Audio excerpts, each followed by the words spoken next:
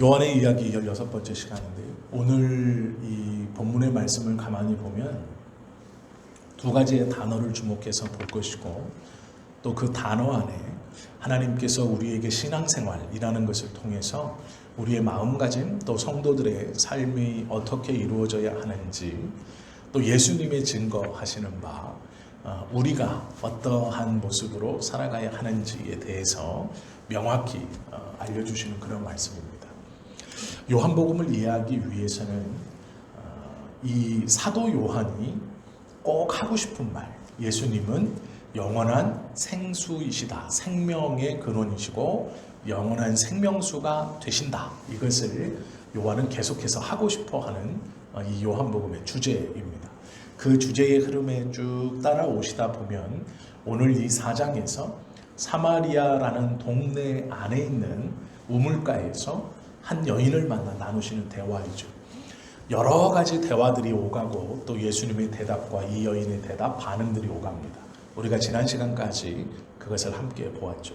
그리고 이 여인과 예수님이 대화를 하는 중 식량을 구하러, 먹을 것을 구하러 마을로 들어갔던 제자들이 이 우물가에 도착해서 예수님이 이 여인과 이야기를 하는 모습을 봅니다. 그런데 어찌하여 이야기를 나누십니까? 라고 묻지 않고 궁금했지만 그대로 예수님이 이 여인과 나누는 예화들을 듣고 있다. 성경은 오늘 그렇게 말씀하고 있죠. 대화를 다 마친 여자가 물 항아리를 버려두고 마을로 뛰어들어가 마을 사람들에게 고백하는 말이, 내가 그와 나눈 말, 그가 나에게 했던 말, 이 모든 것을 이야기하고, 또한 그가 나에게 했던 말, 그 말들도 다 이야기하고, 그리고 나서 뭐라 그러냐면 와서 보라. 그가 아직 우물가에 있는데 와서 보라. 이는 그리스도가 아니냐, 이렇게 말합니다. 그런데 우리가 여기서 한 가지 좀 주목할 것이 있습니다. 그게 뭐냐면 한국어로 번역된 이 성경에서, 특별히 개역개정 성경을 보면 우리가 이렇게 오해하기 쉽습니다. 그게 뭐냐면 이 여인이 물동이를 버려두고 동네로 들어가서 사람들에게 이르되, 29절, 내가 행한 모든 일을 내게 말한 사람을 와서 보라, 이는 그리스도가 아니냐 하니, 라는 말이죠. 여기서 보면 이 여인이 동네에 들어가서 물동이를 버려두고 하는 말이 저 우물가에 있는 사람이 그리스도다, 즉 구세주다, 이렇게 말하는 것으로 착각하기 쉽습니다. 그런데 그런 말이 아닙니다. 이게 성경에서 있는 정확한 말을 보면 그 말이 아닙니다. 물론 이 여인에게는 큰 변화가 생겼습니다. 그게 무엇이냐면 아무도 오지 않는 시간에 물을 기르러 이 우물가에 왔고, 그곳에서 낯선 유대인 랍비를 만나서 자기의 과거, 자기의 치부가 그 랍비의 입술을 통해 고백되어지는 듣고 깜짝 놀랐고, 처음에는 랍비로 받아들였다가 그 다음에는 선지자로 받아들였고, 이야기를 하는 중에 자기가 평소 궁금해했던 예배의 장소에 관한 것을 묻고 그 대답을 듣고 나서 이 여인의 삶이 조금씩 그 방향이 바뀌고 그 마음에 큰 변화가 일어나는 것을 우리는 보게 되죠. 급기야 이 여인은 물동이를 버려두고 마을로 들어가서 오늘 우리가 고백하는 것처럼 이 고백을 합니다. 육신의 필요를 따라 물을 들어 왔던 그 중요한 물동이를 버리고 마을로 들어갔으니 육신의 필요를 채우기 위해 왔던 이 여인의 삶에서 지금 무엇인가 더 중요한, 더 다급한 어떠한 변화가 일어나는 것은 분명합니다. 이 여인의 마음에 무엇인가 변화가 일어났어요. 그리고 나서 마을로 들어가 전하는 말이 와 보라, 이는 그리스도가 아니냐, 이렇게 말하는데요. 이 고백은 기쁨이나 확신에 차서 드리는 고백이 아닙니다. 왜 그러냐면 이는 그리스도가 아니냐라는 이 말이 우리나라 성경으로는 이는 그리스도다, 이렇게 설명하는 것 같지만 여기에 사용된 단어가 메티라는 단어인데요. 이건 부정적인 대답을 원해서 하는 말입니다. 이게 뭐냐면 예를 들어 이런 겁니다. 성경에 보시면 이 메티가 언제 쓰이냐면 본디오 빌라도가 예수를 시험할 때 내가 그리스도냐 이렇게 묻는 장면이 있어요. 그때 이 빌라도의 대답은 많은 유대인들이 지금 웅성웅성대고 예수님을 고발하여 끌고 왔습니다. 그때 이 빌라도는 예수님을 놓아주고 싶었습니다. 처형하고 싶지 않았어요. 그래서 다시 묻기를 내가 그리스도냐 이렇게 물어요. 이 말이 뭐냐면 그리스도가 아니라고 해라 이 말이에요. 그러니까 네가 그리스도냐라는 것은 빌라도가 이 예수를 그리스도인가 아니면 이 사람들이 지금 고발하는 말이 자기가 하나님의 아들이라고 그러고 성전을 사흘 만에 무너뜨리고 다시 세운다 하니까 내가 이 고발의 내용을 다시 확인해 봐야지 이런 의도가 아니고요. 이미 빌라도는 마음에 이 예수를 놓아주고자 해서 공개적으로 내가 그리스도냐라고 물었어요. 이 단어에 쓰이는 말이 메티라는 단어인데 이 말이 뭐냐면 속뜻은 이거예요. 그리스도가 아니라고 해라 이런 말이에요. 그러면 놓아주겠다라는 의도를 가지고 하는 거예요. 즉 이게 내가 말하는 것에 부정어를 끌어낼 때 하는 말입니다. 이 메티라는 단어가. 이 여인이 지금 뭐라고 말하냐면 자기에게 이러한 일을 마을로 들어가서 다 얘기하고 있습니다. 물론 그 얘기는 부끄러운 얘기예요. 왜요? 예수님께서 남편의 이야기를 꺼냈을 때 이 여인은 말을 돌리고 싶었습니다. 그래서 우리가 지난 시간까지 본 것처럼 성전의 예배에 관한 이야기로 주제를 바꿔버립니다. 그리고도 마지막에서도 끝까지 얘기하잖아요. 부끄러운 이야기였기 때문이죠. 그런데 예수님께서 그 이야기를 다 했고 삶의 큰 방향의 변화가 일어나서 물동이를 버려두고 마을로 들어가서 지금 뭐라고 정확히 얘기하는 거냐면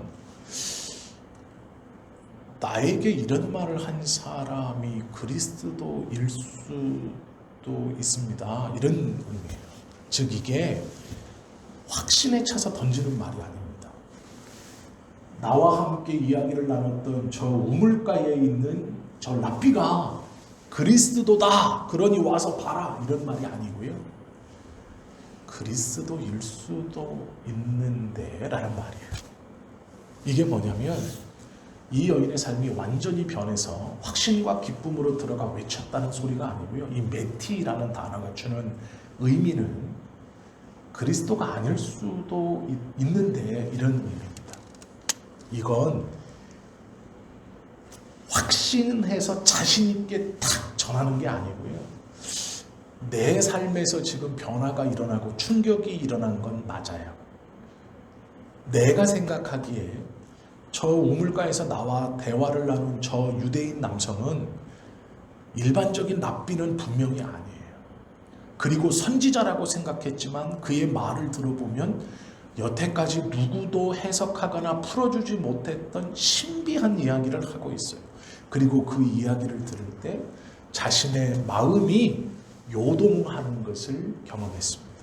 그리고 이 마음에 대한 일어나는 이 요동함을 가만히 갈무리하거나 주체하지 못해서 물동이를 버리고 마을로 들어가서 대화를 나누기는 하는데 이 여인은 예수님에 대해서 아직 다 몰라요. 물론 율법에 대해서도 확실치 않습니다.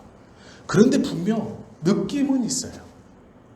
자기가 뭔가를 느꼈고 내 삶에서 뭔가 내 마음에서 뭔가 소용돌이치는 게 있었어요. 예수님하고 대화를 나누면서 내 속에서 뭔가 그전에 가지지 못했던 그 삶에 대한 부끄러움과 삶에 대한 다른 이에게 말할 수 없고 다른 이와 대화할 수 없는 자신의 삶을 억누르고 있었던 그것이 해결되어져서 내 마음속에 일어나는 변화가 분명히 그 여인에게는 있었습니다. 그런데 문제는 그 변화에 대해서 그 변화의 주체이신 예수님에 대해서 그리스도라는 확신을 논리 있게 설명할 수 있는 방법은 없었습니다. 그걸 알지 못했어요. 그래서 이 여인이 하는 말이 뭐냐면 와 보라 저가 그리스도일 수도 있을 것 같다라는 말입니다. 이때 그 끝에 사용하는 말이 메티라는 단어예요. 부정어를 끌어내기 위해서 하는 말입니다. 빌라도가 예수님에게 네가 그리스도냐? 라고 물었을 때 빌라도의 속마음은 아니라고 해라. 그럼 내가 널 풀어주겠다. 이 의도로 네가 그리스도냐? 라고 물었을 때 이 단어가 같이 쓰였습니다. 놀라운 것은 이 여인이 예수님이 그리스도이심을 논리적으로나 율법에 빗대어서나 아니면 확신을 가지고 말하지 못했어요. 자신 안에서 분명히 삶의 변화는 일어났습니다. 내가 느낀 것은 있어요. 내 삶에서 내가 말로 형용할 수 없는 해방감과 그 기쁨과 이 유대인 젊은이가 평범한 랍비나 평범한 선지자가 아니다라는 것들을 자신은 알고 있습니다. 그걸 말로 표현할 수 있는 방법은 저가 그리스도 구세주일 수도 있지 않을까요? 라는 말이 다였어요. 우리나라 성경에 기록된 대로 확신 있게 말한 것이 아니에요. 그렇지 않을까? 그런 것 같은데 만약에 누군가 율법적인 것과 논리적인 것으로 반박하면 이 여인은 할 말이 없습니다.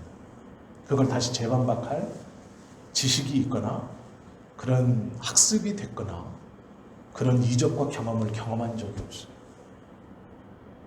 들어가서 전했는데 자기의 마음에 요동함이 있고 자신의 삶에 변화가 있어 그걸 논리적이지 못하고 자신감 있게 전하지 못했어요. 그런데 놀라운 것은요, 하나님께서는 이 여인의 고백을 사용하신다는 거예요.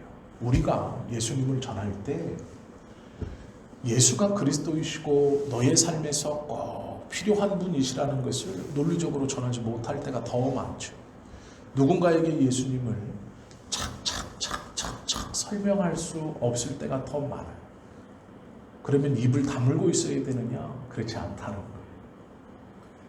하나님께서는 이 여인의 이 작은 연약한 고백, 논리적으로 말한 것도 아니고 확신과 자신감과 희열에 차서 말한 것도 아닌 이 고백을 사용하셔서 그 사마리아에 있는 사람들이 예수님께로 나오게 했다라는 것이죠.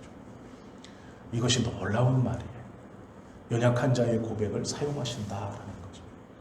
우리들이 예수 그리스도를 전하는 것에 있어서 내가 모든 것을 확실히 알고 정확히 알 때 저 사람이 말하는 모든 반박에도 나는 다 대답할 준비가 됐어. 이때 전하는 게 아니라는 거예요. 내 안에 일어났던 이 구원에 대한 기쁨을 다 말할 수 없지만, 논리적으로 설명할 수 없지만, 내가 그 예수님이 너의 삶에 필요하지 않을까? 나에게 은혜를 주시는 이 하나님이 너에게도 주시는 은혜가 지금 너에게 필요하지 않을까? 그 한마디를 통해서 그에게 역사하신다라는 것이죠. 이 여인의 자신 없는 이 말이 요 사마리아 지역에서 큰 하나님의 역사를 이루어내는 출발이 됩니다. 예수님이 하신 일은 우물가에서 한 사람을 만난 거예요. 그것도 여인을 만난 거예요. 그 여인이 영향력이 없는 여인이에요. 아무것도 아닌 것 같은 여인이에요. 그 여인과 만나 대화하신 것뿐이에요.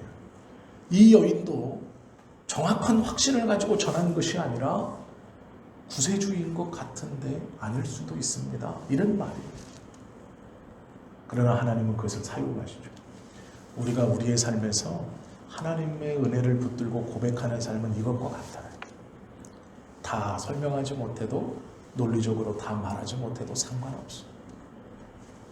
우리의 입으로 내어뱉는 그 말을 통해 하나님은 역사하신다라는 거죠. 여인이 이렇게 얘기하자 놀라운 일이 벌어지죠. 그 30절 보세요. 그들이 동네에서 나와 예수께로 오더라 라고 와요. 다 와서 뭐라 그러냐? 여인이 갔습니다. 그리고 여자가 이제 동네에서 떠들어요. 막 이렇게 자기가 막 하는 일을 떠드니까 그 사이에 여자하고 대화가 거의 끝날 쯤에 저녁거리를 구하러 마을에 들어갔다가 왔던 제자들이 이 여인이 마을로 돌아간 그 틈에 예수님에게 예수님 저녁 잡수십시오. 이렇게 식사하십시오 이제 라고 음식물을 내놔요. 그게 31절입니다. 그 사이에 제자들이 청하여 이르되 랍비여 잡수소서. 32절 이르시되 내게는 너희가 알지 못하는 먹을 양식이 있느니라 이렇게 말씀하시죠. 그리고 오늘 우리가 함께 보았던 이야기를 보면 이런저런 일이 있고 예수님께서 내가 먹는 양식, 너희가 알지 못하는 양식, 이것에 대해서 설명을 해주세요. 이건 다음에 저희가 좀 중요하게 볼 거예요. 그래서 이 본문은 띄고요. 그 뒤에 39절 여자의 말이 내가 행한 모든 것을 그가 내게 말하였다 증언하므로, 예수님이 여자와 나눈 말을 여자가 하나도 빼놓지 않고 마을 사람들에게 다 얘기했어요. 처음에 물을 달라는 것부터 시작해서 생수에 대한 이야기, 자기 남편에 대한 이야기, 예배의 장소에 대한 이야기, 이런 사람들이 이렇게 예배할 때가 온다라는 이야기들을 자세하게 했습니다.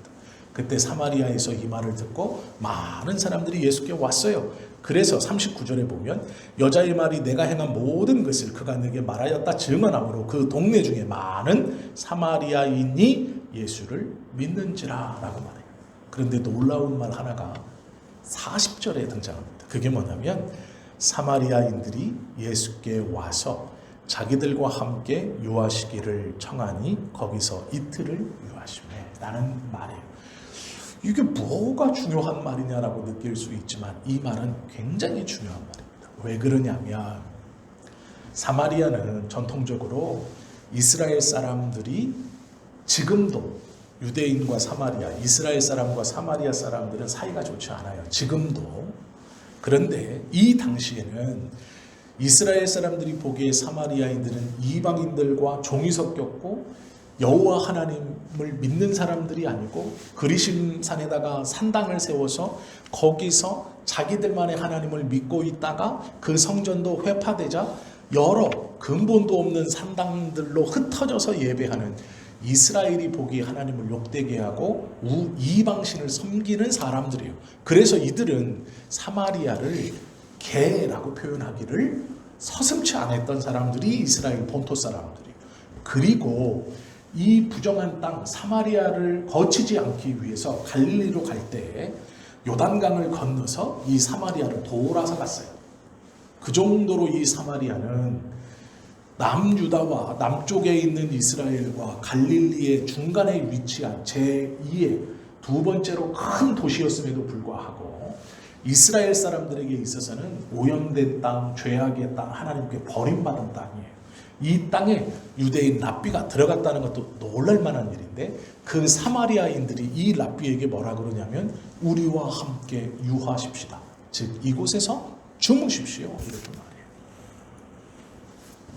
앞에 단어는 말 그대로 주무십시오라는 말이에요. 그런데 40절에 있는 뒤에 단어 거기서 이틀을 유하심에라는 단어가 놀라운 말입니다. 왜 그러냐면 이게 두 번째 주목해야 할 단어예요. 첫 번째는 여인이 고백한 메타라는 단어였어요. 이 단어는 부정함을, 메타라는 단어는 부정함을 이끌어내기 위해서 하는 말이라고 우리가 배웠죠, 들었죠. 오늘 이 두 번째 유하여야 하겠다는 이 메노라는 단어, 두 번째 단어가 메노예요. 첫 번째는 메티, 두 번째는 메노. 이 메노라는 단어가 중요해요. 왜 그러냐면 예수님께서 이 메노라는 단어를 사용하실 때가 있어요. 그때가 언제냐면 이때입니다. 하나님이 예수님 안에 메노하고 내 말이 너희 안에 메노하면 이라는 뜻이에요. 이게 뭘까요? 하나님이 예수님 안에 거하고 내 말이 너희 안에 거하고, 이때 사용하는 단어가 메노예요. 그런데 오늘 예수님이 사마리아인들과 함께 유하시메라고 할 때 메노를 써요. 이게 뭐냐면 거하고라는 거예요. 그들 속에 그리스도가 들어갔다라는 말이거든요. 이것은 단순히 육신이 사마리아 경계 땅 안으로 들어가서 거기에서 잠을 잤다 이런 뜻이 아니에요. 하나님 안에 예수님이 매노했다라는 의미가 어떤 의미인지 이해가 되시죠? 단순히 두 분이 같이 있었다 이런 의미가 아니에요. 하나가 되었다라는 거예요. 이 예수님은 하나님 안에 매노 되었다라는 것은, 매노했다, 거했다라는 것은 똑같다라는 거예요. 또 내 말이 너희 안에 매노 거한다라는 이 말은 예수님의 말이 믿는 자들의 마음속에 심기워졌다라는 말은 이곳에서 계속 이제 이 말씀으로 인하여 이 심기워진 이 사람의 삶이 변화된다는 거예요. 예수님의 말씀이 매노 더함에 이제 이 말씀으로 인해 이 사람이 변화되고 이 말씀의 영향력이 이 사람에게 계속 나타나고 이 말씀의 능력으로 이 사람이 능력 있는 자, 즉 하나님의 말씀 안에 있는 자, 딱 붙어 있는 자가 된다라는 의미예요. 사마리아 사람들이 예수님에게 유하십시다, 즉 우리 땅에서 묵어 주십시오 라는 말, 지금 이 시대 상황을 가만히 생각해 보세요. 유대인들은 일반인들도 사마리아 땅을 피해 돌아다녔던 이 시대에 랍비가 들어왔어요. 그런데 그 랍비를 처음 만난 여인이 뭐라고 말하느냐? 저가 그리스도일 수도 있습니다 라는 말을 했어요. 그리고 사람들이 몰려와서 예수님과 대화하다가 뭐라 그러냐? 이곳에서 묵으십시다, 주무십시오 라고 말하니까 예수님이 이틀을 그곳에서 매노라고 써요. 거하심에 묵으셨다. 그런데 그냥 몸이 묵은 게 아니에요. 이 말은 이 사마리아에 이제 예수 그리스도가 흡수되었다, 이런 말하고 똑같아요. 들어가서 분리되지 않는, 들어가서 딱 붙어있는, 이런 뜻이에요. 그래서 무슨 일이 벌어지느냐? 41절 보세요. 예수의 말씀으로 말미암아 믿는 자가 더욱 많아졌어요. 믿는 자가 더 많아. 이건 당연한 결과죠. 그런데 놀라운 고백이 42절에 고백되어져. 이제 그들이 뭐라고 고백하냐? 이렇게 고백해. 그 여자에게 말하되 이제 우리가 믿는 것은 내 말로 인함이 아니니 이는 우리가 친히 듣고 그가 참으로 세상의 구주신 줄 알미라 하였더라. 놀라운 일이죠. 너의 그 말로가 아니고 우리가 직접 들으니 그가 세상의 구주이신 줄 알았다, 이렇게 말해요. 이 놀라운 고백을 합니다. 사마리아 사람들이. 유대인의 입장에서는요, 말도 안 되는 얘기고요. 예수님의 제자들의 입장에서도 이것은 말도 안 되는 일이 벌어지는 거예요. 그럼 이게 왜 벌어지느냐? 매노에, 거하심에, 유하심에 라는 의미 때문에. 나는 포도나무니 너희가 내 안에, 내가 너희 안에 거하면 너는 과실을 많이 맺고 할 때의 매노예요. 너희와 내가 함께 연결되어져 있는 거예요. 그것으로 인하여 너희는 전혀 다른 삶의 열매를 맺고 살아가는 것, 전혀 다른 능력과 전혀 다른 것으로 쓰임받게 되는 것이라는 출발이 매노예요. 본토 유대인들의 입장에서 사마리아인들은 개라고 불릴 만한 조롱거리였어요. 그들은 나면서부터 버림받은 자였고 그 땅은 죄악으로 오염된 하나님의 백성이 절대로 들어가거나 교류해서는 안 되는 땅이었어요. 갈릴리를 갈 때도 돌아다녔던 땅이에요. 멀리 뱅 돌아서. 그것이 맞다고 생각하고 옳다고 생각했어요. 심지어는 사마리아인이 강도 만나면 도와주지도 않았어요. 유대인들은 부정한 자이기 때문이죠. 부정한 자가 하나님께 징계받아 부정한 일을 당한 거기 때문에 도와주지 않았어요. 예수님의 비유에 대한 이야기에서도 나오죠. 그런데 예수님이 그 사마리아에 들어가서 거한다, 이 매노라는 말을 써요. 그리고 나서 그들이 어떠한 일을 벌어지느냐? 그들의 입술로 우리가 예수님을 믿는 것은 우물가에서 만났던 너의 말이 아니라 직접 들으니 그가 세상을 구원할 메시아임을 우리가 안다, 이렇게 말해요. 예수님께서 거하신다라는 의미는 이거예요. 우리가 여기서 이제 두 가지를 잘 생각해 보셔야 돼요. 하나는 메티라는 단어예요. 이 메티라는 단어는 확신 없이 부정을 끌어내기 위해서 하는 말이라는 의미예요. 그가 예수님인지, 그가 구세주이신지, 그가 주님이신지, 하나님이 어떠한 분인지 내가 논리적으로 확신을 가지고 딱 말할 수는 없지만 내 삶에 일어났던 변화가 확신을 하고 내가 이 내 마음에 일어나는 이것을 확실히 상대방에게 논리적으로 확신을 가지고 전할 수 없어도 그가 혹여 구세주일 가능성이 있지 않을까요? 라는 이 말도 사용하셔서 결국에는 모든 이들, 많은 이들을 구원하시는 이 불확실성을 가지고 대답하고 말하는 이 여인의 한마디로 많은 이들을 구원하게 하시는, 즉 메티를 시작으로 메노의 역사를 이루시는 하나님의 역사를 볼 줄 알아야 돼요. 예수님은 이 메티의 작은 여인의 고백, 확신을 갖고 있지 못하는 여인의 말로 메노를 일으켜 많은 이들을 구원하십니다. 이것이 놀라운 거예요. 그래서 이 본문이 굉장히 중요한 본문이에요. 이 두 단어가 병행구처럼 탁 서 있어요. 메티를 사용한, 부정을 사용한, 거하다, 함께 있다라고 하여 놀라운 하나님의 구원을 이루어가는 거예요. 우리의 삶에서 우리도 마찬가지입니다. 확실히 논리적으로 분명히 내가 내 입술로 어떠한 것을 설명하지 못해도 내 삶에 일어나는 하나님의 은혜와 내 삶에 일어났던 이것을 정말 작은 반신반의한 음성으로 정하는 그 작은 소리를 통해 예수 그리스도가 그들에게 거하시고 그들의 마음을 붙들어 직접 그들을 구원하신다라는 거예요. 이것이 믿는 자가 하나님을 의지하고 하나님을 붙들고 살아가는 모습이에요. 우리가 언제나 당당할 수는 없죠.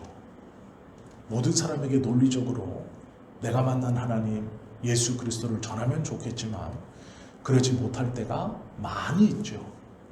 그러면 우리는 그것을 다 익히고 학습할 때까지 침묵해야 할까요? 그렇지 않다는 거예요. 오늘 이 본문을 가만히 묵상해 보시고 이 여인은 예수 그리스도를 처음 만났습니다. 긴 시간도 아니에요.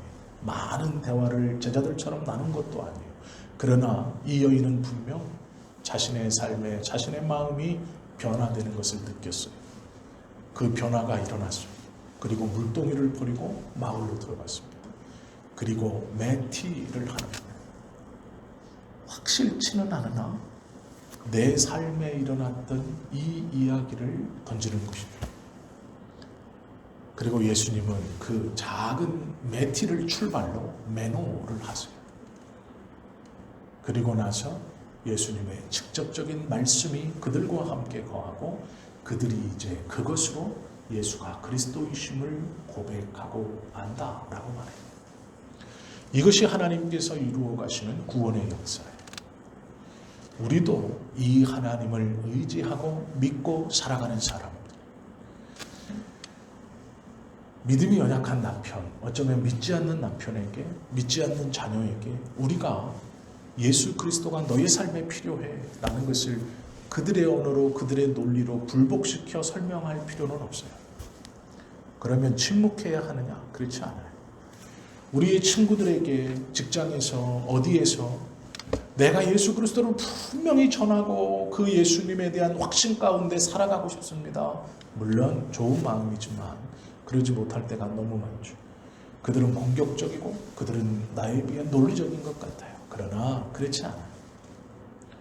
내가 조심스럽게 던지는 그 말을 통해 하나님께서 역사하시고 그들의 마음을 붙들어 구원의 백성으로 움직여 가시는 것, 이것이 하나님의 의도이고 뜻이에요. 어쩌면 그것이 죄인된 우리를 만나주셔서 이 땅에 아직도 살아가게 하시는 예수님의 하나님의 뜻일지도 모른다라는 것이죠. 확신을 가졌을 때뿐만 아니라 때로는 그 확신 없는 한마디를 사용하세요. 우리는 반신반의하고 내 삶에 일어났던 것은 분명하지만 저에게 매티하는 것을 두려워하면 안 돼요. 그것을 통해 하나님은 매노하실 거예요. 그리고 그것으로 하나님께서 직접 그들의 영혼을 구원하실 거예요. 이것을 신뢰하시고 믿으십시오. 그 믿음이 있을 때 우리의 삶이 하나님 앞에 쓰임받는 삶이 되는 거예요. 우리의 삶이 진짜 그리스도인이 되는 거예요. 모든 것이 준비되어서 내가 아니요. 연약한 우리는 그럴 수 없어요. 이 은혜를 붙들고 살아가느냐, 그렇지 못하느냐에 따라서 우리가 무시로 시시때때로 모든 이에게 조심스럽게 이 매티할 수 있어요. 그리고 하나님은 그것을 붙들어 매노하실 거예요. 그리고 구원의 놀라운 은혜로 함께 하나님께서 저들의 영혼을 구원시켜 주실 것입니다. 이렇게 쓰임받고 이 은혜로 살아가는 저와 여러분 모두가 되시기를 예수님의 이름으로 축원합니다. 기도드립니다.